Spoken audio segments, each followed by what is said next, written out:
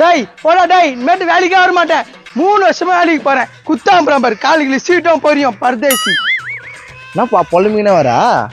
என்னடாப்பா 3 வருஷம் வேலைக்கு போறேன், குத்தாம்பரம் பாரு தொம்துன்னு சீட்டும் பொரியும். ஐயோ ஒரு கிண்ணம் கூடவா கொடுக்கல? எதுவுமே கொடுக்கண்டா, இந்த கவர் தான் குத்தான். பா நாங்களா இருந்தாக்கா மூஞ்சிலே செவிட்டி வச்சுட்டு வந்துட்டு இருப்போமே. சவுட்டி ஆச்சுலாம் தான் பார்த்தேன், துண்டுற பொருளாக்குதே அதை எடுத்துன்னு வந்துட்டேன். நீ அது கூட நாங்க போய் ஷர்ட் அடிக்கிறான். வேணா விடு, இனிமேட்டு அங்கிட்டு வேலைக்கு போறதுன்னு முடிவு பண்ணிட்டேன். அட குர்ரா, அவன் மூஞ்சில விசில் வச்சுட்டு அசிங்கமா திட்டு வந்தா.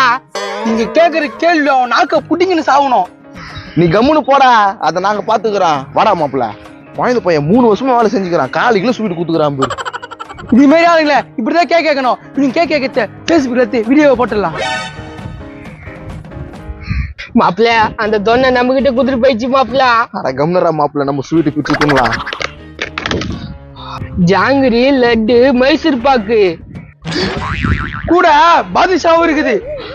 வாப்பா, அவனா குத்துருக்கான்னு பார்த்தோம்ப்பா. பார்த்துட்டு போய் சண்டை போடணும்ல.